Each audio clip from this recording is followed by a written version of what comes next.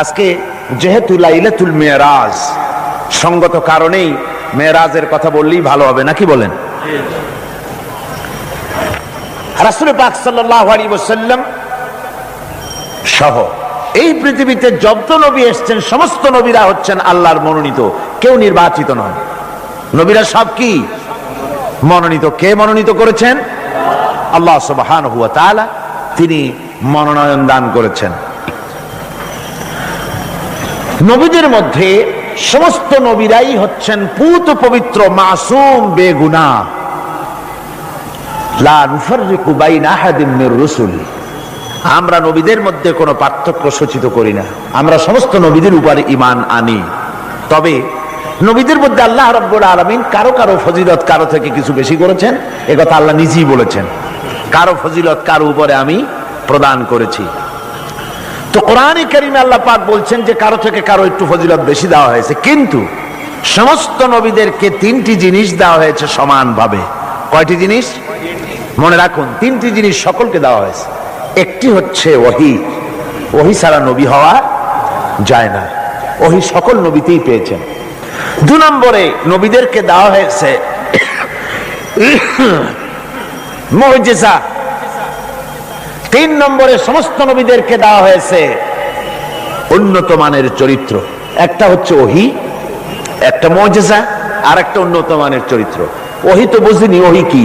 ওহী হচ্ছে আল্লাহর বাণী। ওহীটা কি? আল্লাহর বাণী। সেটা নাজিলের পদ্ধতি কি? আল্লাহ রাব্বুল আলামিন কোন বান্দার সাথে সরাসরি কথাবার্তা বলেন না। যখন তিনি কোন বান্দার সঙ্গে কথা বলতে চান, তখন হয় পর্দার আড়াল থেকে বলেন, না হয় হযরতে জিবরাইলের মাধ্যমে কথা বলেন। তো এভাবে করে ওহী দিয়েছেন সমস্ত নবীদেরকে। আর একটা দিয়েছেন মুজিজা। মুজিজা বলা হয় যে কোনো শক্তিশালী জিনিসকে দুর্বল করে দেওয়ার মতো ক্ষমতা যার, ওইটা কি বলা হয়? মুজিজা। আর এই মুজিজা দেওয়া হয়েছে যে যুগে যে জিনিসের প্রভাব বেশি, ওই প্রভাবিত জিনিস, ওই প্রভাব সম্পন্ন জিনিসটাকে, শক্তিশালী জিনিসটাকে দুর্বল করে দেওয়ার মতো শক্তি আল্লাহ নবীদেরকে দান করে দিয়েছেন। যেমন এক একজনকে এক এক মুজিজা দেওয়া হয়েছে। যেমন হযরতে দাউদ আলাইহিস সালাম, আল্লাহ রাব্বুল আলামিন তাকে মুজিজা দান করেছিলেন। তিনি ছিলেন অস্ত্র নির্মাতা, অস্ত্র তৈরি করতেন, লোহা দিয়ে অস্ত্র তৈরি করতেন। অস্ত্র যারা বানায়, লোহা দিয়া যারা জিনিস বানায়, লোহাকে ছাঁচে আনবার জন্য, ইচ্ছে মতো গড়ার জন্য লোহাকে পোড়াতে হয়, পোড়ায়া নরম বানায়া পিটায়া তারপরে আকৃতিতে আনা লাগে। হযরত দাউদ আলাইহিস সালামের মুজিজা ছিল লোহা দিয়ে অস্ত্র তৈরি করার সময় আগুনে পোড়ানোর তার দরকার হতো না। যখন যেমন ইচ্ছে করতেন লোহাগুলি হাতের মুঠার ভিতরে নিয়ে চাপ দিতেন, লোহা পানি হয়ে আঙ্গুলের ফাঁকের ভিতর থেকে পড়ে যেত। এই মুজিজা ছিল হযরতে দাউদ আলাইহিস সালামের। সুলাইমান আলাইহিস সালামের মুজিজা ছিল তক্তার উপরে বসতেন, কোন রকমের ইঞ্জিন, কোন রকমের মেশিন ছাড়া তক্তার উপরে বসে যেতেন, তক্তা হাওয়ার উপরে ভেসে বেড়াতো, ইচ্ছে মতো তামাম দুনিয়া তিনি সফর করতেন, বিনা ইঞ্জিনে এটার উপরে তিনি চড়ে বেড়াতেন। ঈসা আলাইহিস সালামের জামানায় চিকিৎসার প্রভাব বেড়েছিল দারুণ ভাবে। সে সময় আল্লাহ রাব্বুল আলামিন তাকে মুজিজা দিলেন, অন্ধ লোকের চোখের উপরে হাত বুলোতেন, অন্ধ সাথে সাথে চক্ষুমান, দৃষ্টিশক্তি সম্পন্ন হয়ে যেতেন, চক্ষুষ্মান হতেন। কুষ্ঠ ব্যাধিগ্রস্ত লোকের গায়ে হাত বুলিয়ে দিতেন, সঙ্গে সঙ্গে তার রোগ ভালো হয়ে যেত। এ ছিল তার মুজিজা। হযরতে মূসা আলাইহিস সালামের জামানায় মুজিজা ছিল, সেই জামানায় প্রভাব ছিল জাদুর, জাদুর প্রভাব। এই সময় আল্লাহ রাব্বুল আলামিন তাকে মুজিজা দিলেন, জাদুকে দুর্বল করে দেওয়ার মতো ক্ষমতা তার হাতে দিয়ে দিলেন। কোরআনে কারীমে রব্বুল আলামিন বলছেন, ওয়া মা তিলকা বিয়ামিনিকা ইয়া মূসা, হে মূসা তোমার ডান হাতে ওটা কি? মূসা আলাইহিস সালাম বললেন, হিয়া আসায়া, এটা একটা লাঠি, এর উপরে আমি ভর করে দাঁড়াই, এ দিয়ে আমি গাছের পাতা পাড়ি, ছাগল ভেড়ারে খাওয়াই। এই যে আমি ছাগল ভেড়াগুলি বন্য প্রাণী থেকে রক্ষা করি, এর উপরে মাঝে মধ্যে আমি অনেক সময় দাঁড়ায় থেকে ক্লান্ত হলে এই লাঠির উপরে ভর করে দাঁড়াই। তাছাড়াও আরো অনেক কাজ আমি এই লাঠি দিয়ে করি। প্রশ্ন হচ্ছে, আল্লাহ জিজ্ঞেস করলেন তোমার ডাইন হাতে ওটা কি? জবাব দিলেই স্যার এটা একটা লাঠি, এ দিয়ে গাছের পাতা পারি, ভেড়া ছাগল ঠেকাই, তারপরে আমি এর উপরে ভর করে দাঁড়াই। এত কথার দরকার কি? দরকার এই জন্যে আশেক যখন কথা বলার সুযোগ পায় মাশূকের সাথে, মন চায় সময়টা অল্পের মধ্যে যেন শেষ না হয়ে যায়। এখানে আশেক হচ্ছেন হযরত মূসা আলাইহিস সালাম, মাশূক হচ্ছেন আল্লাহ সুবহানাহু ওয়া তাআলা। তিনি কথা বলছেন, এই কথার সুযোগটা যেন অল্পের মধ্যে শেষ না হয়ে যায়, এই জন্য সময়টাকে দীর্ঘায়িত করার জন্য মূসা আলাইহিস সালাম এ ধরনের বক্তৃতা বিবৃতি করতেছিলেন। আল্লাহ রাব্বুল আলামিন বললেন, মূসা রে, তুমি বলেছো এটা লাঠি, আর লাঠির ফজিলত তুমি বর্ণনা করেছো, এছাড়াও লাঠির মধ্যে আর একটা কুদরত আছে, তুমি জানো না? তুমি তোমার হাতের লাঠিটা ছেড়ে দাও। লাঠি তিনি ছেড়ে দিলেন, হিয়া হাইয়াতুন তাসআ, একটা বিরাট অজগর হয়ে গেল। মূসা আলাইহিস সালাম ভয় পেলেন। আল্লাহ বললেন, ভয় পেও না, খুযহা ওয়ালা তাখাফ, ভয় পেও না, এটাকে ধরো। মূসা আলাইহিস সালাম দেখলেন আল্লাহ বলতেছেন ভয় পেও না, এরপর তো ভয় করাই উচিত না। মূসা আলাইহিস সালাম ধরলেন, সাথে সাথে সাপ কি হয়ে গেল? লাঠি হয়ে গেল। আমি পুরা ঘটনা বলবো না, মুজিজার কথাটাই বলতেছি। এরপরে যখন ফেরাউন তার জাদুকরদের নিয়ে জাদুর প্রদর্শনী করলো, জাদুকরেরা তাদের হাতের কাছে যা কিছু ছিল মন্ত্রপুত করলো, সেগুলি সিংহ হলো, বাঘ হলো, সরীসৃপ হলো, মূসা আলাইহিস সালামের উপরে ঝাঁপায় পড়লো। হযরতে মূসা আলাইহিস সালাম ভয় পেয়ে গেলেন। আল্লাহ রাব্বুল আলামিন বললেন, মূসা রে, ভয় পাওয়ার কোনো কারণ নাই, তোমাকে বাতিলের বিরুদ্ধে ময়দানে নামাইয়া তোমাকে একা আমি ছেড়ে দেই নাই, আমি আল্লাহ রাব্বুল আলামিন তোমার সাথে আছি, তুমি তোমার হাতের লাঠি ছেড়ে দাও। মূসা আলাইহিস সালাম লাঠি ছাড়লেন, তো সাপ হয়ে গেল। সাপ হয়ে যখন হা করেছে, ফেরাউনের জাদুকরদের তৈরি করা বাঘ, সিংহ, সাপ সব গিয়ে মূসা আলাইহিস সালামের এই লাঠি মার্কা সাপের পেটের মধ্যে গিয়ে ঢুকলো। জাদুকরেরা মনে করলো আমরা যেটা দেখাইছি সেটা নিশ্চয়ই জাদু। মূসা আলাইহিস সালাম যেটা দেখাইছেন এটা জাদু হতেই পারে না, কারণ হচ্ছে জাদু খেয়ে ফেলে দেয়, ওটা জাদু হয় কি করে?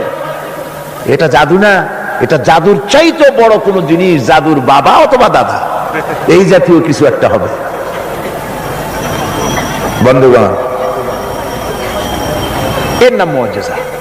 এর নাম কি? মুজিজা। রাসূল পাক সাল্লাল্লাহু আলাইহি ওয়াসাল্লাম যখন পৃথিবীতে আসেন, তখন ছিল সাহিত্যের প্রভাব। সাহিত্য এত প্রভাবিত, তখন প্রভাব বিস্তার করেছে যে তারা কবিতা রচনা করে করে, সাহিত্য রচনা করে করে কাবা শরীফের সাথে লটকায় দিত, চ্যালেঞ্জ করত, পারলে এইটার সাথে মোকাবেলা করো। সেই যুগে আল্লাহ পাক নাজিল করলেন কোরআন। রাসূল পাক সাল্লাল্লাহু আলাইহি ওয়াসাল্লামের জীবনে 3000 মুজিজা রয়েছে। এই 3000 মুজিজার ভিতরে রাসূলুল্লাহ সবচেয়ে বড় মুজিজা হচ্ছে কোরআন। কোরআনে কারীম, কোরআনের মুজিজা আল্লাহ দিয়ে দিলেন। এমন সাহিত্য আল্লাহ পাক নাজিল করলেন, সাহিত্য, কবিত্ব সব কিছু এর সামনে মাথা নত করে দিল। শুধু সেকালে নয়, সেই কালে, আজকের কালে, ভবিষ্যৎ কালে, কিয়ামত পর্যন্ত কোরআনের সাহিত্যিক মানকে উতরে যাবে, এমন সাহিত্যিকের জন্ম হয় নাই, হবেও না। সুবহানাল্লাহ। আমি বলতেছিলাম, নবীদেরকে 3টা জিনিস দেওয়া হয়েছে সমানভাবে। ওহী দেওয়া হয়েছে, মুজিজা দেওয়া হয়েছে, উন্নত মানের চরিত্র দেওয়া হয়েছে। হযরত দাউদ আলাইহিস সালামকে যে মুজিজা দেওয়া হলো, দাউদ আলাইহিস সালাম ইন্তেকাল করলেন, মুজিজা তার কবরে চলে গেল। আজ আর পৃথিবীতে কোন মানুষ লোহা ধরে চাপ দিলে পানি হয়ে পড়ে যাবে না। সুলাইমান আলাইহিস সালাম ইন্তেকাল করলেন, মুজিজা কবরে নিয়ে চলে গেলেন। আজ আর পৃথিবীর কোন মানুষ বিনা ইঞ্জিনে তক্তায় বসলে প্লেনের মতো করে আর উড়বে না। হযরত মূসা আলাইহিস সালাম ইন্তেকাল করেছেন, মুজিজা তার কবরে চলে গেছে। আজ আর যত ফুফা দেওয়া হোক না কেন, কোন ফুতে লাঠি আর সাপ হবে না। কি বলেন? লাঠি আর সাপ হবে কারো? হবে না। হযরত ঈসা আলাইহিস সালাম দুনিয়া থেকে বিদায় হয়ে গেলেন, মুজিজা তার সাথে চলে গেল। হযরত ঈসা আলাইহিস সালামকে আল্লাহ রাব্বুল আলামিন উঠায় নিলেন, তিনি ইন্তেকাল করেন নাই, তাকে আল্লাহ উঠায় নিয়েছেন। হযরত ঈসার সাথে মুজিজাও চলে গেল। আজ আর কেউ জন্মান্ধের চোখের উপরে হাত বুলালে চোখ ভালো হয় না, তার মানে নবীরাও শেষ, মুজিজাও শেষ। একজন মাত্র নবী জনাবে মুহাম্মদ রাসূলুল্লাহ সাল্লাল্লাহু আলাইহি ওয়াসাল্লাম ইন্তেকাল করেছেন, কিন্তু তার মুজিজা কবরে নিয়ে যান নাই। তার মুজিজা কোরআন আজও আছে, আর কিয়ামত পর্যন্ত রাসূলুল্লাহর মুজিজা থাকবে। রাসূল পাক সাল্লাল্লাহু আলাইহি ওয়াসাল্লামের মুজিজা চিরন্তন, শাশ্বত, কিয়ামত পর্যন্ত তা টিকে থাকবে। সুবহানাল্লাহ পড়ে। আমার ভাইরা, সে কোরআন আপনারা শুনতে এসেছেন, লাইলাতুল মেরাজে অবতীর্ণ করেছেন আর হেফাজতের দায়িত্ব নিয়েছেন। কোরআনে কারীম কখনো বিনষ্ট হবে না, কখনো রদবদল হবে না। কোরআন হেফাজতের দায়িত্ব কার? আল্লাহ রাব্বুল আলামিন বলছেন, নাহনু নাযালনা যিকরা ওয়া ইন্না লাহু লাহাফিজুন। কোরআন নাযিল করেছি আমি আল্লাহ, আর এর সংরক্ষণের সম্পূর্ণ দায়িত্ব আমি আল্লাহ আমার নিজ হাতে গ্রহণ করেছি।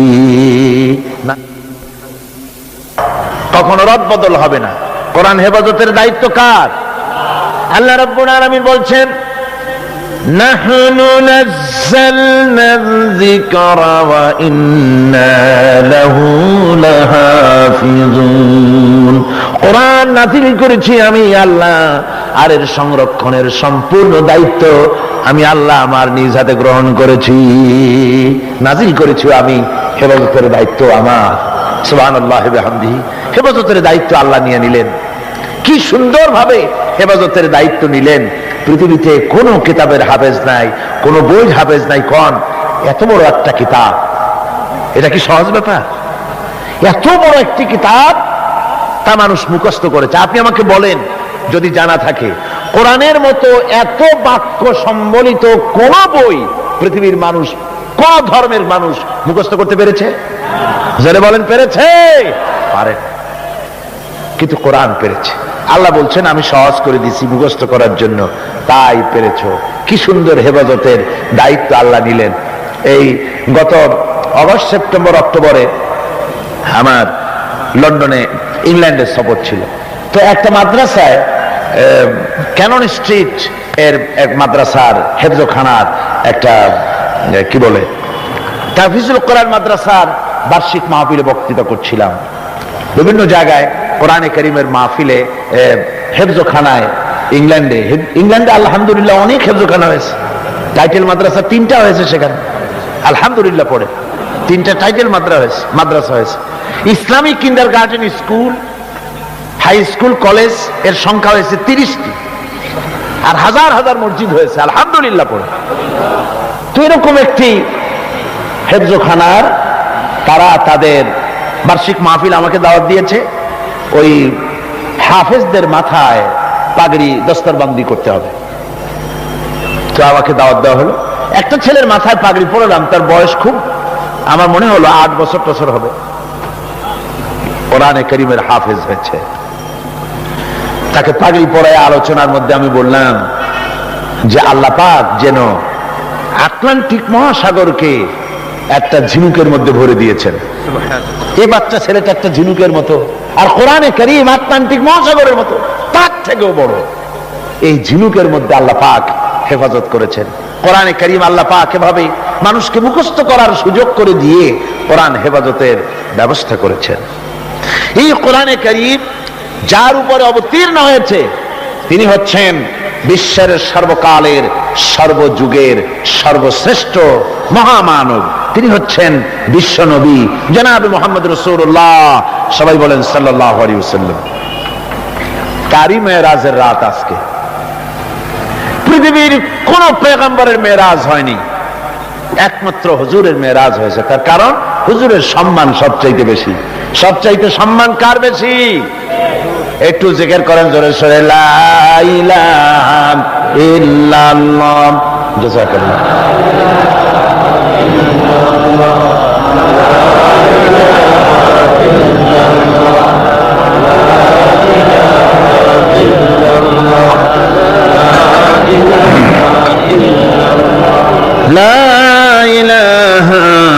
ইল্লাল্লাহু মুহাম্মাদুর রাসূলুল্লাহ। রাসূলের মেরাজ পৃথিবীর কোন পয়গম্বরের কিসমতে যা হয়নি তাই হয়েছে রাসূলের কিসমতে। ধুলির ধরা থেকে একজন মানুষকে, একটা স্থূল ওজনদার একজন মানুষ, জড়দেহ, এই মানুষকে পৃথিবীর মাটি থেকে মহাশূন্য পাড়ি দিয়ে কেমনে নিয়ে গেল আকাশে, এ নিয়ে বহুত প্রশ্ন হয়েছে। কেউ কেউ মেরাজকে অস্বীকার করেছে, কেউ বলেছে হ্যাঁ মেরাজ মানি, তবে মেরাজ সশরীরে হয় নাই, মেরাজ হয়েছে স্বপ্নে। আবার কেউ বলেছেন মেরাজ হয়েছে, এটা একটা আত্মিক ব্যাপার, স্পিরিচুয়াল ব্যাপার, সশরীরে মেরাজ। অনেক অস্বীকার করেছেন। তাদের যুক্তি হলো যে ল অফ গ্রাভিটেশন, মাধ্যাকর্ষণ শক্তি পাড়ি দিয়ে একটা স্থূল জড় শরীর, এটা উঠলো কি করে? এটা তো ওঠার কথা নয়। আপেল গাছ থেকে আপেলটা ছিঁড়ে যখন পড়ে তখন তো উপরে যায় না, সেটা মাধ্যাকর্ষণ শক্তির বলে নিচে নামে, উপরে তো যায় না। কাজে মাধ্যাকর্ষণ শক্তি ল অফ গ্রাভিটেশনকে পার হয়ে কি করে একটা মানুষ উপরে চলে গেল? এ হলো এক নম্বর প্রশ্ন, যারা অস্বীকার করে তাদের প্রশ্ন। দু নম্বরে তাদের প্রশ্ন যে বুঝলাম না হয় কোনো কায়দা করে গেলেন, যায়া সে কি ঘরের কাছের ব্যাপার? কোথায়? এখান থেকে চাঁদ হলো 2,32,000 মাইল, সূর্য হলো 9,30,00,000 মাইল, তারপরে মিল্কি ওয়ে, গ্যালাক্সি, এগুলি তারকার রাজ্য, উপগ্রহের রাজ্য, গ্রহের রাজ্য। তারা বলছে এটা একটা কথা নাকি? ওদের মাথায় ঢোকে না, বিশ্বাসই করতে চায় না। হুজুর ফিরে এসে যখন বসেছেন, তারপরে আবু জাহেল এসে তো বলছে যে মুহাম্মদ সাল্লাল্লাহু আলাইহি সাল্লাম প্রত্যেক দিনই তো নতুন নতুন কথা কও, আজকে কোনো নতুন কথা আছে নাকি? হুজুর বলছেন হ্যাঁ কথা আছে। কি বলে? এই যে শেষ রাত্রে আমার ফুফু উম্মু হানির ঘরের থেকে জিবরাইল এসে আমারে নিয়ে গেল, বাইতুল মাকদাসে গেলাম, 2 রাকাত নামাজ পড়লাম, এরপরে ওইখান থেকে আমাকে 7 আকাশ পাড়ি দেওয়া হলো, মহাশূন্য পাড়ি দিয়ে 7 আকাশ পাড়ি দিয়ে তারপরে আরশে আজিমে গেলাম, আল্লাহর সঙ্গে কথা বললাম, বেহেশত দোজখ দেখলাম, এরপরে এই যে আইসা কেবল ফজর পড়ে বসছি। আবু জাহেল কয় যে সর্বনাশ খাইছে, এতদিন মনে করছিলাম তুমি পাগল, কিন্তু কোনো সবুত ছিল না, আর আজকে দলিল মিলে গেল, প্রমাণ মিলে গেল তুমি একটি বদ্ধ পাগল। যেরকম নাউযুবিল্লাহি মিন যালিক। আবু জাহেল মনে মনে খুব খুশি হলো, বলল মুহাম্মদ সাল্লাল্লাহু আলাইহি ওয়াসাল্লাম তুমি কি অনুমতি দিবে? তুমি যেভাবে এই ঘটনা বললে এটা আমি মানুষকে বলে বেড়াই, অবশ্যই তুমি যাও বলে আসো। আবু জাহেল মনে করলো এটাই হলো গোল্ডেন অপরচুনিটি, এটাই হলো সুবর্ণ সুযোগ। তার সবচাইতে বেশি ভক্ত এবং অত্যন্ত আন্তরিক অন্তরঙ্গ বন্ধু হযরত আবু বকর, এই লোকটাকে খসাতে পারলেই বাজিমাত হবে। তার বাড়ি গিয়ে বলছেন আবু বকর শুনেছে বলে কি? কয় যে মুহাম্মদ সাল্লাল্লাহু আলাইহি ওয়াসাল্লাম পাগল হয়ে গেছে। বলে কিরকম? কয় যে এই সব কথা তিনি বলতেছেন এখন। হযরত আবু বকর বলছেন আবু জাহেল তুমি যা বললে আমার রাসূল কি হুবহু এরকম বলেছেন? আবু জাহেল বলছে হ্যাঁ ঠিক এরকমই বলেছে। হযরত আবু বকর বলছেন আবু জাহেল শোনো, হুজুর সত্য বলেছেন, নিঃসন্দেহে তার মেরাজ হয়েছে, কোনো সন্দেহ নাই। হযরত আবু বকর আবু জাহেলকে ধরে নিয়ে আসলেন কাবা শরীফে, মসজিদে হারামে এসে বলছেন হুজুর আমি এই আবু জাহেলের কাছে শুনলাম আপনি নাকি কি কি বলেছেন। হুজুর মেরাজের ঘটনা শোনালেন। হযরত আবু বকর বললেন আপনি সত্য বলেছেন। হুজুর বলেন আবু বকর তুমি আজ থেকে সিদ্দিক। সুবহানাল্লাহ। ভাইরা, মেরাজকে অনেকেই অস্বীকার করেছে, আর অস্বীকার করার যুক্তি কারো কারো থাকতে পারে যাদের ঈমান দুর্বল। কি করে সম্ভব? সজাগ করিয়া কিভাবে এই হাজার হাজার লক্ষ কোটি কোটি মাইল পাড়ি দিয়ে কিভাবে নিয়ে গেল, এটা কেমনে সম্ভব? এটা মানুষের মাথায় সহজে ঢুকবে না। মানুষের মাথায় সহজে ঢুকবে কোন? কি বলেন ঢুকবে? বিষয়টা খুবই কঠিন, বিষয়টা সহজে মানুষের মাথায় ঢুকবে না। এই জন্যে ঘটনাটা যেখানে আল্লাহ শুরু করেছেন তিনি ঘটনাটা বর্ণনা দিচ্ছেন এইভাবে। সুবহানাল্লাযী আসরা বিআবদিহি লাইলাম মিনাল মাসজিদিল হারাম ইলাল মাসজিদিল আকসাল্লাযী বারাকনা হাওলাহু লিনুরিয়াহু মিন আয়াতিনা ইন্নাহু হুয়াস সামিউল বাসীর। সাদাকাল্লাহুল আযীম।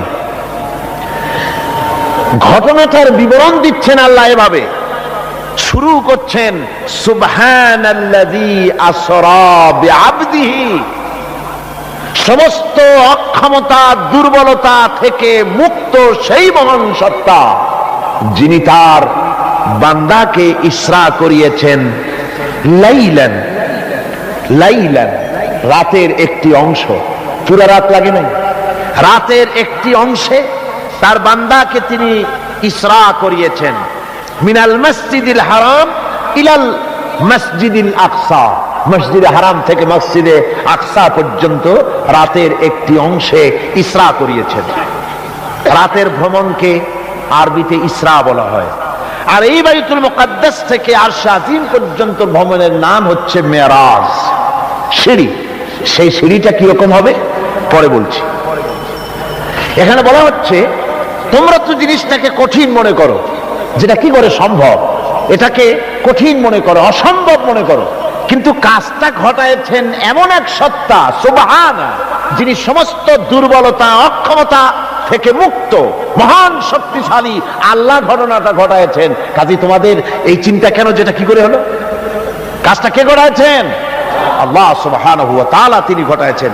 তার জন্য এগুলি কি কোনো অসম্ভব ব্যাপার? বলুন, এটা কি কোনো অসম্ভব ব্যাপার? নিশ্চয়ই কোনো অসম্ভব ব্যাপার না। বিজ্ঞানের দৃষ্টি দিয়ে, বৈজ্ঞানিক দৃষ্টিভঙ্গিতে এবং দর্শন দিয়ে আমি আপনাদেরকে বিষয়টা অনেকক্ষণ দৃষ্টান্ত দিতে পারবো। সে ধরনের মাল মশলা আমার কাছে মজুদ আছে, যে রাসূল পাক সাল্লাল্লাহু আলাইহি ওয়াসাল্লামকে মেরাজ হয়েছিল বিজ্ঞান এবং দর্শন দিয়ে বুঝানো যেতে পারে। কিন্তু এই যুক্তি, এই তত্ত্ব, এই তথ্যের কোন যুক্তি নাই, যেহেতু আল্লাহ নিজে বলেছেন সুবহানাল্লাযী আসরা বিআবদিহি লাইলাম মিনাল মাসজিদিল হারাম। এই ঘটনা ঘটায়ছেন তিনি, যার ক্ষমতার ভিতরে কোনো দুর্বলতা নাই, যার ক্ষমতা মুহাইয়া করতে পারে এমন ক্ষমতা কারো নাই, যিনি প্রচন্ড ক্ষমতার মালিক, অক্ষমতা তাকে স্পর্শ করে না, সেই মহান আল্লাহ এটা ঘটায়ছেন। সুতরাং যুক্তি প্রমাণের কোনো প্রয়োজন নাই, আল্লাহ নিজে বলছেন ঘটনাটা আমি ঘটাইছি। সুবহানাল্লাহ। তারপরে বলা হচ্ছে যে তিনি ফিরে এলেন, ওই যে বোরাক, হাদিস শরীফে এসেছে বোরাকে করে তাকে নেওয়া হয়েছে। তো বোরাকে করে নেওয়া হয়েছে, বোরাকটা কেমন, সেই বোরাক আমরা আবার বানাইছি, আমাদের তো বুদ্ধি কম না, আমাদের দেশের লোকের আবার বোরাক বানায় ছাড়ছে। ঘোড়ার মতো বডি, মানুষ মেয়ে লোকের মতো একটা মাথা, খুব সুন্দর চুপ, তারপরে চুল টুল ঝুলানো, এরকমের দুইটা ডানা আছে ঘোড়ার পিঠের উপরে, নিচে লেখা আছে হাযা বুরাকুন নবী সাল্লাল্লাহু আলাইহি ওয়াসাল্লাম। আর এইটাকে বরকতের জন্য মুসলমানেরা ঘরের মধ্যে টানায় রাখে, দেখছেন আপনারা এরকম। এরপরে আবার আরো একটা জিনিস বরকতের জন্য ইদানিং বেরিয়েছে, 15 টাকা 20 টাকা বিক্রি হয়, সুন্দর সুন্দর অফসেট পেপারে হুজুর সাল্লাল্লাহু আলাইহি ওয়াসাল্লামের পাগড়ি, হুজুর সাল্লাল্লাহু আলাইহি ওয়াসাল্লামের পায়ের জুতা, তারপরে হুজুর সাল্লাল্লাহু আলাইহি ওয়াসাল্লামের হাতে লেখা চিঠি, কই কই থেকে এগুলি সংগ্রহ করে এগুলি বিক্রি করার ব্যবস্থা করছে, লোকেরা বরকতের জন্য এগুলি রাখতেছে। হুজুর সাল্লাল্লাহু আলাইহি ওয়াসাল্লামের পাগড়ির কোন ছবি পৃথিবীর কোন মানুষের কাছে থাকার কোনো প্রমাণ নাই। সুতরাং এগুলি বাজে, এগুলি কিনে রেখে বরকতের জন্য এগুলি রাসূলকে তাওহীন করা হয়, এর দ্বারা ইজ্জত করা হয় না। রাসূলের পাগড়ি 20 টাকা দিয়ে কিনবেন আপনি? আজীব তামাশা। বোরাক বানানো হয়েছে। বোরাক হচ্ছে কি? বোরাক হচ্ছে, অর্থাৎ যে জানে করে তাকে নেওয়া হয়েছিল, সেটা ছিল বোরাক বারকুন থেকে, বৈদ্যুতিক শক্তি সম্পন্ন, এমন বৈদ্যুতিক শক্তি, বিদ্যুৎ তো আলো, বিদ্যুৎ কি তা আলো, আর আলোর শক্তি কত, আলোর গতি হচ্ছে প্রতি সেকেন্ডে 1,86,000 মাইল, এটা হলো আলোর গতি। আল্লাহ পাক রাসূলকে যে জানে করে নিয়েছিলেন, সেটা ছিল এই ধরনের একটি গতি, প্রচন্ড গতি সম্পন্ন একটি যান। এই জানে করে আল্লাহ তাকে নিয়ে গেলেন, তারপরে তাকে ফেরত দিলেন। এসে তিনি দেখলেন যে উজু করে গেছিলেন, সেই উজুর পানি তখনও গড়াচ্ছে। এটা কি করে সম্ভব? এটা সম্ভব এইভাবে সম্ভব, আমি একটা দৃষ্টান্ত শুধু দিতে বাধ্য হচ্ছি, দৃষ্টান্ত দেওয়ার কোনো প্রয়োজন পড়ে না, যেহেতু কাজটা আল্লাহ করেছেন। কাজটা কে করেছেন? বোঝার জন্য ছোট্ট একটা দৃষ্টান্ত দেই, তাহলে বুঝতে একটু সুবিধা হবে। যেমন আমাদের দেশে বিভিন্ন সময় বিভিন্ন দেশ থেকে রাষ্ট্রপ্রধানরা আসে। ওই রাষ্ট্রপ্রধানরা আসতে পরে এয়ারপোর্ট থেকে নিয়ে শুরু করে অতিথি ভবন অথবা বঙ্গভবন পর্যন্ত কয়েকটা রাস্তা গভর্নমেন্ট নিয়ন্ত্রণ করে। এই রাস্তাসমূহে ট্রাফিক চলাচল বন্ধ করে দেওয়া হয়। পত্র পত্রিকা, রেডিও, টেলিভিশন ঘোষণা করে যে রাষ্ট্রীয় অতিথি বিমানবন্দর থেকে শুরু করে তার অতিথি ভবন পর্যন্ত না যাওয়া কালীন এই রাস্তায় সাধারণ যানবাহন চলাচল করবে না, বেলা এতটা থেকে এতটা পর্যন্ত বন্ধ থাকবে। তারপরে মেহমান চলে গেল, মেহমান নামলো, গাড়িতে উঠলো, মোটর শোভাযাত্রা সহকারে তাকে অতিথি ভবন অথবা বঙ্গভবন নিয়ে যাওয়া হলো। এরপরে স্বাভাবিক প্রক্রিয়া, আবার ট্রাফিক চলাচল শুরু হয়ে গেল। এই রাস্তাসমূহে ট্রাফিক চলাচল বন্ধ করে দেওয়া হয়। পত্র পত্রিকা, রেডিও, টেলিভিশন ঘোষণা করে যে রাষ্ট্রীয় অতিথি বিমানবন্দর থেকে শুরু করে তার অতিথি ভবন পর্যন্ত না যাওয়া কালীন এই রাস্তায় সাধারণ যানবাহন চলাচল করবে না, বেলা এতটা থেকে এতটা পর্যন্ত বন্ধ থাকবে। তারপরে মেহমান চলে গেল, মেহমান নামলো, গাড়িতে উঠলো, মোটর শোভাযাত্রা সহকারে তাকে অতিথি ভবন অথবা বঙ্গভবন নিয়ে যাওয়া হলো। এরপরে স্বাভাবিক প্রক্রিয়া, আবার ট্রাফিক চলাচল শুরু হয়ে গেল। আমার ভাইরা, এইটা যদি পৃথিবীর সামান্য সলিমদ্দি কলিমদ্দির জন্য যদি এই ব্যবস্থা হয়, এই দুনিয়ার প্রেসিডেন্ট গুলা, এই পৃথিবীর নেতৃস্থানীয় ব্যক্তিবর্গ সলিমদ্দি কলিমদ্দি ছাড়া আর কিছুই না। আজ আছে কাল নাই, ঠিক কিনা গণ? আজ আছে কাল নাই, কিন্তু এদের মাথায় সেই আকল নাই, বুঝতে চেষ্টা করে না। যেই ক্ষমতা আসে সে মনে করে বাপের বাড়ির সম্পত্তি পেয়ে গেছি, সুতরাং যত খুশি নিজের ইচ্ছে মতো শয়তানি বদমাশি চালাতেই থাকে। সেই জন্য বলছি, সলিমদ্দি কলিমদ্দি সাধারণ টাইপের মানুষ, এদের জন্য যদি ট্রাফিক চলাচল বন্ধ করে দেওয়া হয়, তাহলে কোন সাধারণ মেহমান নয়, আকাশ ও জমিনে আল্লাহর পরে সবচাইতে বড় মর্যাদা কার? রাসূলের। জোরে চিল্লায় বলতে হবে, সবচাইতে বড় মর্যাদা কার? আল্লাহর পরেই মর্যাদা। চারটিখানি কথা নয়, ভালো করে বুঝতে হবে, মাথা খাটায় বুঝতে হবে। আল্লাহর পরে সর্বশ্রেষ্ঠ মর্যাদা হচ্ছেন মুহাম্মদ রাসূলুল্লাহ সাল্লাল্লাহু আলাইহি সাল্লাম। আল্লাহর কাছে রাসূলের চাইতে বড় মেহমান আর কি কেউ আছে? আর কেউ আছে? এই শ্রেষ্ঠ মেহমানকে দাওয়াত দিয়েছেন আল্লাহ নিজে, আরশে আজিমে দাওয়াত দিয়েছেন। এখন মেহমানকে দাওয়াত দিয়ে আল্লাহ পাক যদি বলে থাকেন যে আমার মেহমান আমার বাড়ি আসতেছে, আরশে আজিমে আসতেছে, সুতরাং পৃথিবীর আহ্নিক গতি, এর বার্ষিক গতি, এর সময়ের গতি, এর ইথারের গতি, এর অক্সিজেন, এর পৃথিবী পরিচালনার গতি, গতি গতিবিজ্ঞান যাকে বলা হয়, এই গতি, এই শক্তি, এই পরিচালনা শক্তি, সময়, কাল, সবটাকে আল্লাহ যদি স্টপ করে দিয়ে থাকেন, দাঁড়িয়ে থাকো জায়গায়, রাত এখন 3টা 45 মিনিট 35 সেকেন্ড, এখানে দাঁড়িয়ে থাক, আমার মেহমান আরশে আজিম ভ্রমণ করে আমার সঙ্গে কথা বলে বেহেশত দোজখ দেখে তারপরে যখন বাড়ি যাবে, এরপরে 3টা 35 মিনিট 47 সেকেন্ড থেকে আবার চালু হবে। এভাবে যদি আল্লাহ সময়ের গতি বন্ধ করে দিয়ে থাকেন, তাহলে রাসূল পাক সাল্লাল্লাহু আলাইহি সাল্লাম আরশে আজিম ভ্রমণ করে ঘরে এসে যদি দেখেন উজুর পানি তখনও গড়াচ্ছে, তাকে অসম্ভব? তাকে বিচিত্র কিছু? আদৌ বিচিত্র না। এই জন্য আল্লাহ সুবহানাহু ওয়া তাআলা বলেছেন, সুবহানাল্লাযী আসরা বিআবদিহি। দেখুন, কাজটা ঘটায়ছেন আল্লাহ পাক, তারপরে বলছেন যে তিনি তার বান্দাকে, বিআবদিহি, তার বান্দা। হুজুর সাল্লাল্লাহু আলাইহি ওয়াসাল্লামের এত বড় মর্যাদা, কিন্তু এত বড় মর্যাদা হলেও তিনি আল্লাহর সমকক্ষ নন। আল্লাহর সমকক্ষ? জোরে কোন আল্লাহর সমকক্ষ? নিশ্চয়ই নয়। তিরমিজি শরীফের হাদিসের ভিতরে এসেছে, তিরমিজি শরীফের হাদিস, এক লোক হুজুরকে বলছেন, হে রাসূল, এক কথা প্রসঙ্গ বলছে, আপনি যা, আল্লাহ যা ইচ্ছা করেন আর আপনি যা ইচ্ছা করেন। কথাটা ঠিক এইভাবে আসছে হাদিসে, হে রাসূল, আল্লাহ যা ইচ্ছা করেন আর আপনি যা ইচ্ছা করেন। হুজুর সাল্লাল্লাহু আলাইহি ওয়াসাল্লাম সঙ্গে সঙ্গে লোকটিকে সতর্ক করে দিলেন, বললেন, তুমি তো আমাকে আল্লাহর সমকক্ষ করে দিলে, তুমি তোমার কথা পাল্টাও, বলো শুধুমাত্র আল্লাহ যা করেন তাই, আমার ইচ্ছায় নয়, যা হয় সবকিছু আল্লাহ সুবহানাহু ওয়া তাআলা তার ইচ্ছায়। সুতরাং আল্লাহর সমকক্ষ রাসূল নন, ঘটনা ঘটায়ছেন আল্লাহ, আর ঘটনাটা যাকে দিয়ে ঘটাইছেন তিনি হচ্ছেন আল্লাহর কি বান্দা, তিনি আল্লাহর কি বান্দা।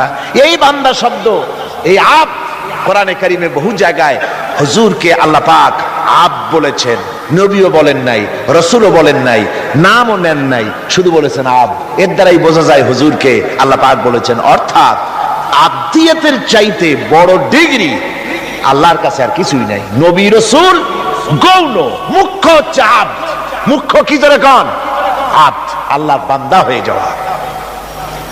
যেমন আপনারা দেখতে পান কোরআনে কারীমের প্রথমেই এই আয়াত আছে, ইন কুনতুম ফি রাইবিম মিম্মা নাযালনা আলা আবদিনা, আমি আমার বান্দার প্রতি যে কিতাব নাজিল করেছি। এই যে আবদিনা, আমার বান্দা, কে আবদ?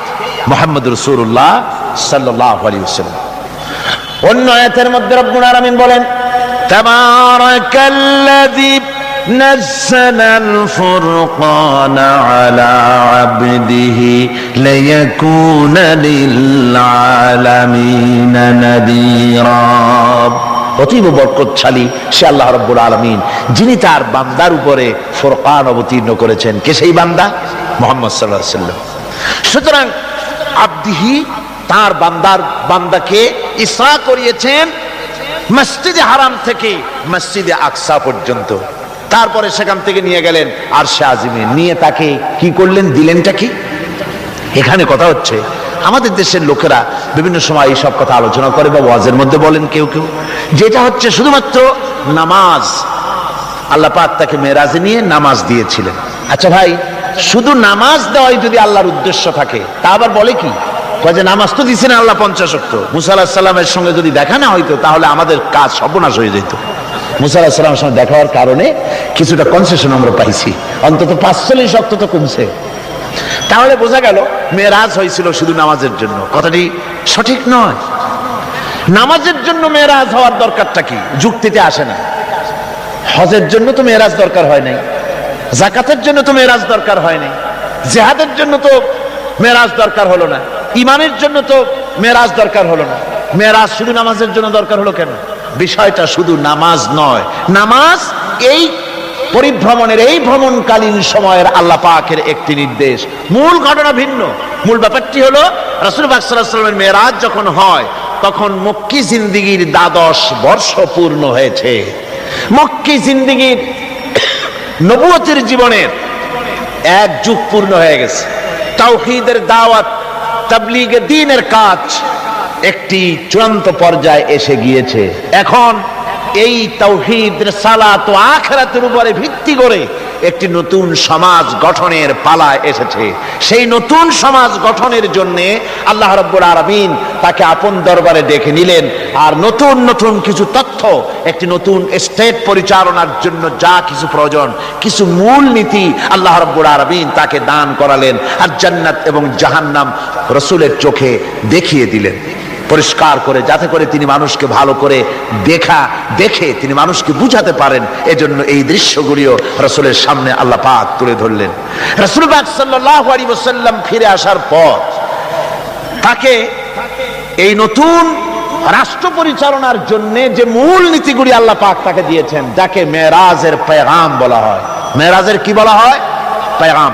সূরা বনী ইসরাইলের মধ্যে আল্লাহ পাক এই পেগামগুলি আল্লাহ পাক তাকে দান করেছেন। সেই মূলনীতিগুলি কি? সেই মূলনীতি আমি আপনাদের সামনে এখন আলোচনা করতে যাচ্ছি। আমরা মেরাজ কেমনে হলো, কিভাবে হলো, এই ঘুরপাকের মধ্যে গোলক ধাঁধায় নিজেদেরকে আটকে রাখতে চাই না। আমরা পরিষ্কার করে বিশ্বাস করি রাসূল পাকের মেরাজ হয়েছে একেবারে সশরীরে। কিভাবে হয়েছে? সশরীরে। তারপর আবার কেউ কেউ এ তর্ক তুলেছেন, কেউ বলেছেন হুজুর সাল্লাল্লাহু আলাইহি ওয়াসাল্লাম আল্লাহকে দেখেছেন, আবার কেউ বলেছেন দেখেন নাই। এই সব তর্কের মধ্যেও আমরা জড়াতে চাই না। আমরা পরিষ্কার জানি আল্লাহ পাক বলেছেন লা তুদরিকুহুল আবসার, কোন দৃষ্টি শক্তি আমি আল্লাহকে মুহাইয়া করতে পারবে না, ইহাতা করতে পারবে না। আল্লাহ রাব্বুল আলামিনকে কোন দৃষ্টি শক্তি তার চক্ষু দিয়ে দেখতে পারবে না। সুবহানাল্লাহি ওয়া বিহামদিহি। হযরত মুসা আলাইহিস সালাম বলেছিলেন রব্বি আরিনি, আয় আল্লাহ আমি তোমারে দেখতে চাই। আল্লাহ পাক পরিষ্কার বলেছেন লান তারানি, লান, কখনোই দেখতে পারবে না। মুসা আলাইহিস সালাম খুব আদরের নবী ছিলেন, আবদার তুলতে লাগলেন। আল্লাহ তাকে একটা ইন্টারভিউ নিলেন, দেখতে পারবা কিনা, একটা টেস্ট হয়ে যায়। আল্লাহ পাক তার নূরের তাজাল্লি নিক্ষেপ করলেন পাহাড়ের উপরে। হযরত মুসা আলাইহিস সালাম 1 সেকেন্ড মাত্র দেখলেন, সহ্য করতে পারলেন না, আল্লাহু আকবার বলে চিৎকার মেরে বেহুশ হয়ে জমিনের উপরে পড়ে গেলেন। সুতরাং আমরা ওই তর্কে যেতে চাই না যে আল্লাহ পাককে হুজুর সাল্লাল্লাহু আলাইহি ওয়াসাল্লাম দেখেছেন কি দেখেন নাই, ওইটা আমাদের মূল বিষয় নয়।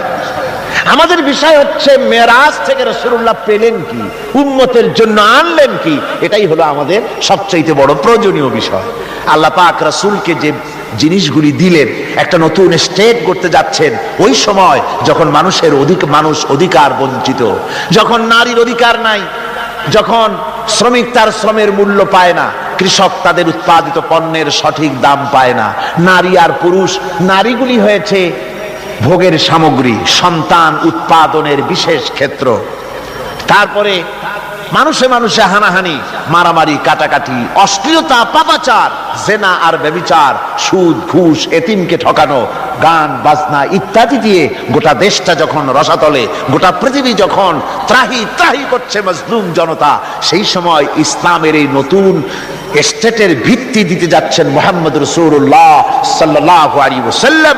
তখন আল্লাহ পাক এই স্টেট রচনার পেছনে কতগুলি মূলনীতি আল্লাহ পাক দান করলেন, সেই মূলনীতিগুলি এখন আমি আপনাদের সামনে বলছি। আল্লাহ রাব্বুল আলামিন বলেন, وَقَضَى رَبُّكَ أَلَّا تَعْبُدُوا إِلَّا إِيَّاهُ وَبِالْوَالِدَيْنِ إِحْسَانًا। যে রুকুটিতে এই মূল নীতিগুলি আল্লাহ পাক দিয়েছেন, সেই রুকুটা শুরু হয়েছে এভাবে যে তোমার প্রভু চূড়ান্ত ফয়সালা এই যে আল্লাহ রাব্বুল আলামিনের দাসত্ব হবে কেবলমাত্র আল্লাহর, গোলামি হবে কার? জোরে সরে বলতে হবে, গোলামি হবে কার? আল্লাহ ছাড়া আর কারো গোলামি করা যাবে না। নতুন স্টেট তৈরি করতে যাচ্ছ, প্রথম নীতি হবে, প্রথম মূল নীতি হবে স্টেটের, প্রথম থেকে নিয়ে শেষ পর্যন্ত, রাষ্ট্রপ্রধান থেকে নিয়ে প্রজা পর্যন্ত, জীবনের সকল ক্ষেত্রে সমস্ত মানুষের জন্য এটাই হলো মূল নীতি যে আল্লাহ ছাড়া কাউকে প্রভু বলে মানা যাবে না, আল্লাহ ছাড়া কারো গোলামি করা যাবে না। আর আল্লাহর পরেই মাতা পিতা এহসান করবে, এটা হচ্ছে আল্লাহর নির্দেশ, আল্লাহর ফয়সালা। তো প্রথম পয়েন্ট যেটা, সেটা হচ্ছে ইবাদত। প্রথম পয়েন্ট কি? ইবাদত। মূলত এই ইবাদতের জন্যই আল্লাহ পাক মানুষকে সৃষ্টি করেছেন। কোরআনে কারীম আল্লাহ বলেছেন, মা খালাকতুল জিন্না ওয়াল ইনসা ইল্লা লিয়াবুদুন। আল্লাহ বলেন, আমি মানব আর জিন জাতিকে সৃষ্টি করেছি শুধু আমার ইবাদতের জন্য, আর কোনো কারণে নয়। আর পৃথিবীতে যত নবী আমি পাঠিয়েছি, সমস্ত নবীরা তার কওমকে দাওয়াত দিয়েছেন, ইয়া কওমি ইবুদুল্লাহা মা লাকুম মিন ইলাহিন গায়রু। আল্লাহ রাব্বুল আলামিন বলেন, দুনিয়ায় যত নবী পাঠানো হলো, সমস্ত নবীরা তার জাতিকে ডেকে বলেছেন, হে আমার জাতি, হে আমার কওম, এক আল্লাহর গোলামি করো, তিনি ছাড়া তোমাদের কোনো ইলাহ নাই। এই দাওয়াত সব নবীরা দিয়েছেন। আল্লাহ পাক বলেন, এমন কোন জাতি নাই, এমন কোন উম্মত নাই যাদের কাছে নবী আমি পাঠাই নাই। ওয়ালাকাদ বাসনা ফি কুল্লি উম্মাতির রাসূলা আনি ইবুদুল্লাহা ওয়াজতানিবুত তাগুত। আমি প্রত্যেক জাতির জন্য রাসূল প্রেরণ করেছি, আমি প্রত্যেক জাতির জন্য নবী প্রেরণ করেছি।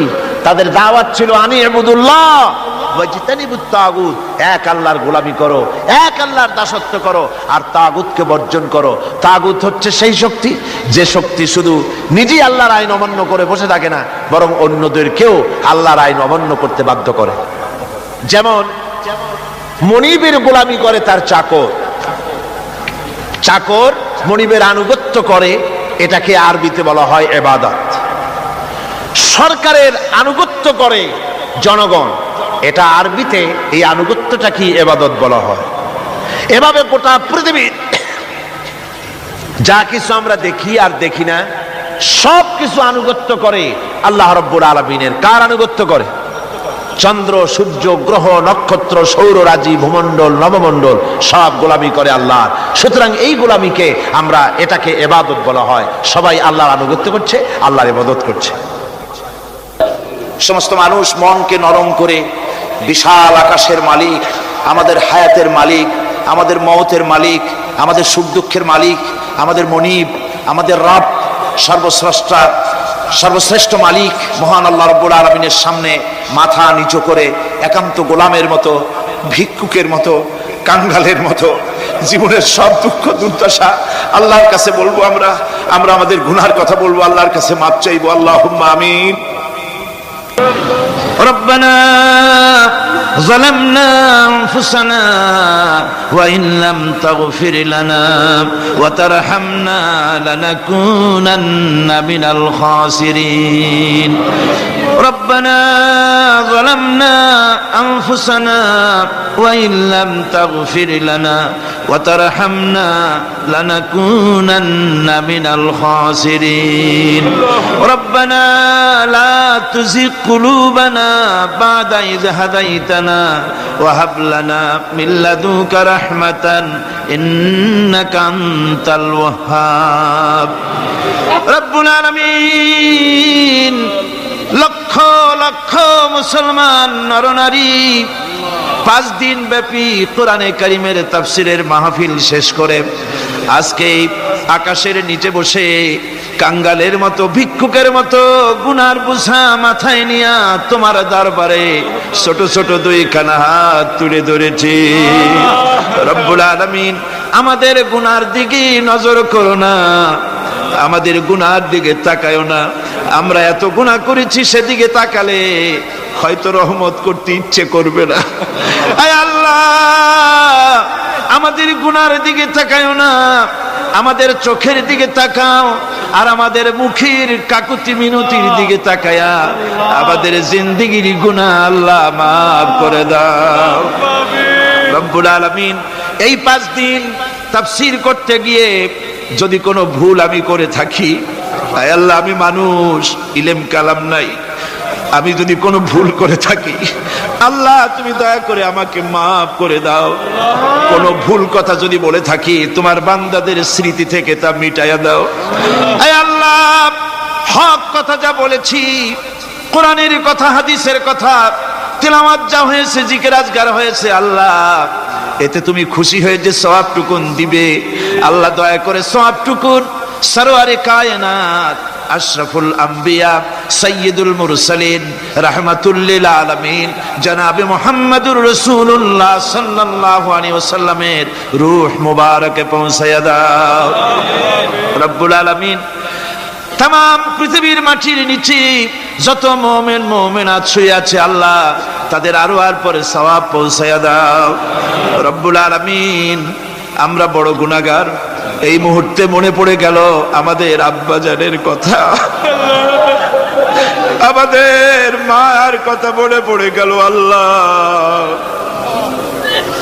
আয় আল্লাহ, আমাদের আব্বাজান যারা কবরে চলে গেছে আমাদের জন্য কত কষ্ট করেছেন আল্লাহ, বাপজানের কবরটাকে বেহেশত বানাইয়া দাও।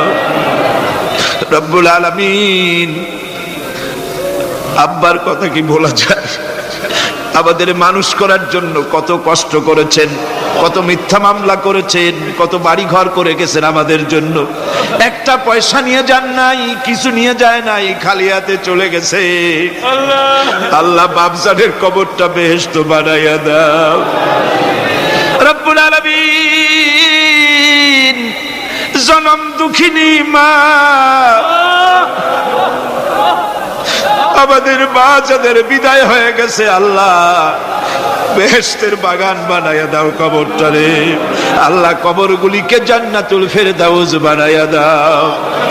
রব্বির হামহুমা কামা রব্বায়ানি সগীরা, রব্বির হামহুমা কামা রব্বায়ানি সগীরা।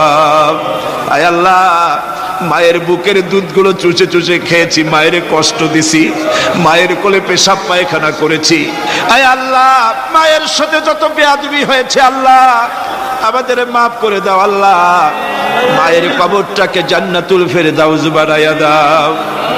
আমাদের দাদা দাদি, আমাদের পীর ওস্তাদ, আমাদের বন্ধু বান্ধব যারা মারা গেছে আল্লাহ সকলের রুহের পরে সওয়াব পৌঁছায়া দাও। রব্বুল আলামিন, তোমার কাছে আমরা বিনীতভাবে ফরিয়াদ করি, আমরা সবগুলি গুনাহগার, এই মাঠে আমরা সব গুনাহগার। আল্লাহ তোমার রহমতের কুদরতি নজর দিয়া তাকাও। এই মাহফিলের ভিতরে কত জিনাকার আছে, সুদখোর আছে, বেনামাজি আছে, হত্যাকারী আছে, কত রকমের পাপিষ্ঠ লোক এক জায়গায় এসে আল্লাহ কোরআন শরীফ সামনে নিয়ে বড় আশা করে হাত উঠাইছি। আল্লাহ কত মানুষ দূর দারাজ থেকে আসছে, কোরআনের মাহফিলে দোয়া কবুল হবে এই নিয়ত করে। আল্লাহ আমাদের গুনাহ মাফ করে দাও। আল্লাহ আমার মক্কা শরীফের ভাই গাউসানি সাহেব, তিনি বলেছেন এই মাঠটাকে তিনি বলেছেন আরাফাতের মতো হয়ে গেছে। আয় আল্লাহ, তোমার ঘরের প্রতিবেশী মেহমান নিয়া গাউসানি সাহেব আমাদের সাথে বসা, আল্লাহ তিনি তোমার ঘরের প্রতিবেশী। আল্লাহ তিনি আরাফাতের সাথে তুলনা করেছেন। আল্লাহ আমরা এখন তো সেখানে যেতে পারি নাই, বাংলাদেশের একটা মাঠে বসে হাত উঁচু করেছি। তোমার কুদরতি নজর দিয়া মেহেরবানি করে একটু আমাদের দিকে তাকাও। আল্লাহ আমাদের দিকে একটু তাকাও। সূরা আর রহমানের তাফসীর করলাম। তুমি তো রহমান, তুমি রহিম, তুমি জব্বার, তুমি সত্তার, তুমি মুহাইমিন, তুমি মুমিন, তুমি মুতাকাব্বির, তুমি সত্তারুল উয়ুব। আল্লাহ আমাদের দিকে তাকাও, আমাদের দিকে তাকাও। আয় আল্লাহ, এইভাবে করে মায়ের কাছে দাঁড়ায়া যদি মা মা বলে যদি কাঁদতাম, এমন নিষ্ঠুর মা নাই যে কোলে না নিয়ে পারে। আল্লাহ মায়ের চাইতে লক্ষ গুণে মায়া তোমার বেশি, আমাদেরকে রহমতের কোলে টেনে নাও। আয় আল্লাহ, যত মানুষ মাহফিলে হাত উঁচু করছে, যত গুনাহ আছে আজকের মাঠ থেকে কেউ যেন গুনাহ নিয়ে বাড়ি না যায়। আল্লাহ আমাদের শিরক গুনাহ মাফ করো, আমাদের বেদাতের গুনাহ মাফ করো, চুরি ডাকাতির গুনাহ মাফ করো, মানুষ হত্যা করার গুনাহ মাফ করো, জিনা করার গুনাহ মাফ করো, যত গুনাহ করেছি মাফ করে দাও আল্লাহ। আয় আল্লাহ আমাদের মাফ করে দাও আল্লাহ। ভিক্ষুকরা মাফ চায়। রব্বুল আলামিন, কোন বোবা যদি বাদশার দরবারে দাঁড়াইয়া গোঙাতে থাকে, তার মুখের যদি ভাষা না থাকে, বাদশার বুঝতে কষ্ট হয় না গোঙা কি যেন চায়। আয় আল্লাহ তুমি সব ভাষা জানো, আমাদের গোঙানি, আমাদের কান্নার আওয়াজ শুনে আল্লাহ আমাদেরকে মাফ করে দাও। রব্বুল আলামিন, এই মুহূর্তে দোয়া করি আমরা বসনিয়ার মুসলমানের জন্য। আল্লাহ বসনিয়ার মুসলমানদের ওরা মেরে শেষ করে দিল। আল্লাহ আল্লাহ তুমি দয়া করে তোমার রহমত, তোমার রহমান নামের ওসিলায় বসনিয়া বাঁচায়া দাও। সার্ব এবং ক্রোশীয়দেরকে তুমি খতম করে দাও। আলজেরিয়ার মুসলমান, ফিলিপিনের মুসলমান, প্যালেস্টাইনের মুসলমানদেরকে আল্লাহ হেফাজত করো। মিশরের ইসলামী আন্দোলনের লোকদেরকে আল্লাহ মারা হচ্ছে, তাদের তুমি হেফাজত করো। আল্লাহ কাশ্মীরের মুসলমানদেরকে ভারতের কাফের বেঈমানেরা মারতেছে, কাশ্মীরের মুসলমান বাঁচাইয়া দাও। আয় আল্লাহ আরাকানের মুসলমানদেরকে তুমি হেফাজত করো, বার্মার মুসলমানদের হেফাজত করো। রব্বুল আলামিন, বাংলাদেশ আমাদের প্রিয় জন্মভূমি, আল্লাহ তুমি দয়া করে এই দেশে কোরআনের শাসন চালু করে দাও আল্লাহ। বাংলাদেশে কোরআনের আইন চালু করে দাও আল্লাহ। আল্লাহ ইয়া আল্লাহ, ইয়া আল্লাহ।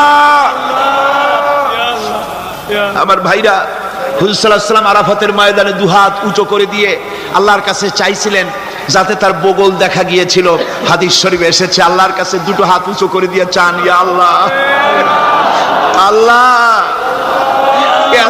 কান্দেন কান্দেন, আজকে কানবেন না কবে কানবেন? আজই তো কান্নার দিন। কাঁদেন আল্লাহর কাছে, আল্লাহ ভিক্ষা চাই তোমার কাছে। আল্লাহ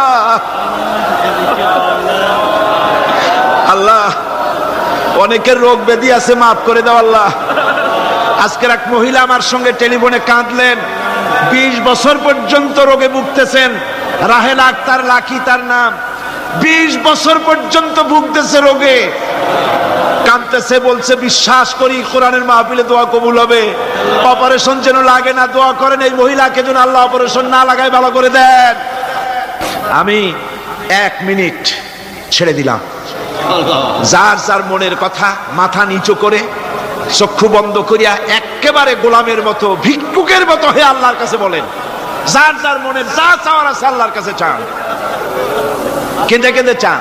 আয় আল্লাহ শাহিদি সাহেবের হায়াত বাড়িয়ে দাও, আয় আল্লাহ শাহিদি সাহেবের হায়াত দারাজ করে দাও, আয় আল্লাহ তাকে সুস্থ করে দাও, আয় আল্লাহ তার কণ্ঠস্থলকে আল্লাহ তুমি হেফাজত করে দাও, আয় আল্লাহ তাকে সমস্ত রোগ ব্যাধি থেকে শিফা দান করো, আয় আল্লাহ তার হায়াত দারাজ করে দাও, আয় আল্লাহ তার শরীরকে সুস্থ রাখো আল্লাহ। রব্বুল আলামিন, রব্বুল আলামিন, আয় আল্লাহ তাআলা, তোমার বান্দারা মনে মনে কি চাইলো আমি জানি না, তুমি আলিমুম বিযাতিস সুদূর। তোমার বান্দারা মনে মনে চাইছে সব তুমি জানো আল্লাহ। আল্লাহ যে যা চাইলো জায়েজ তরিকায় সবাইরে দিয়া দাও আল্লাহ।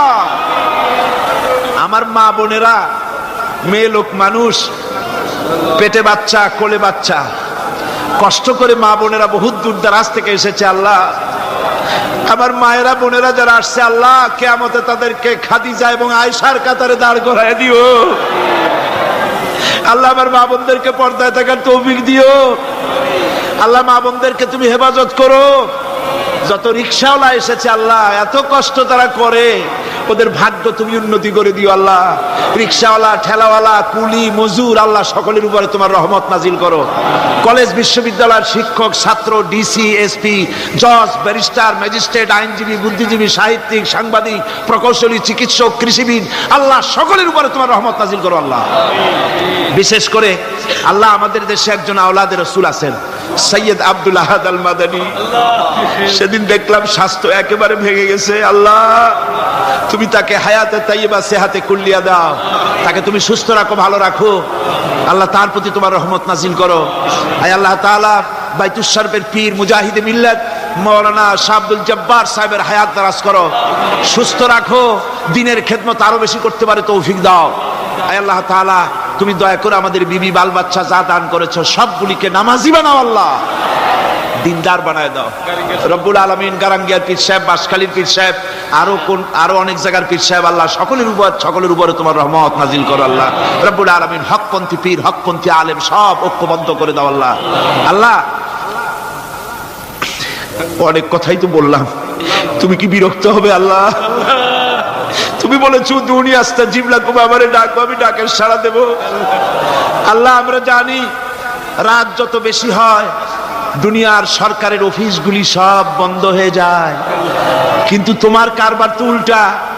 রাত যত বেশি হয় তোমার রহমতের অফিস তত কর্মচঞ্চল হয়ে যায় রব্বুল আলামিন। আমরা এই বিশ্বাস নিয়ে হাত নামাচ্ছি যে আমরা এতক্ষণ যা বলেছি তুমি শুনেছো, আমরা যা বলেছি তুমি কবুল করেছো আয় আল্লাহ। আমাদের মুনাজাত তোমার দরবারে কবুল করে দিও আল্লাহ। রব্বানা তাকাব্বাল মিন্না ইন্নাকা আনতাস সামিউল আলিম ওয়া তুব আলাইনা ইন্নাকা আনতাত তাওয়াবুর রহিম। আল্লাহুম্মা ইজ্জাল ইসলাম ওয়াল মুসলিমিন, اللهم اهلك الكفرة والمبتدعة واليهود والهنود والمشركين، اللهم شتت شملهم، اللهم مزق جمعهم، اللهم دمر ديارهم، اللهم حبب إلينا الإيمان وزينه في قلوبنا وكره إلينا الكفر والفسوق والعصيان واجعلنا من الراشدين، اللهم انصرنا فإنك خير الناصرين وارحمنا احفظنا واحفظنا وارزقنا فإنك خير الرازقين سبحان ربك رب العزة عما يصفون وسلام على المرسلين الحمد لله رب العالمين واجعل آخر كلمتنا عند الموت لا إله إلا الله محمد رسول الله السلام عليكم ورحمة الله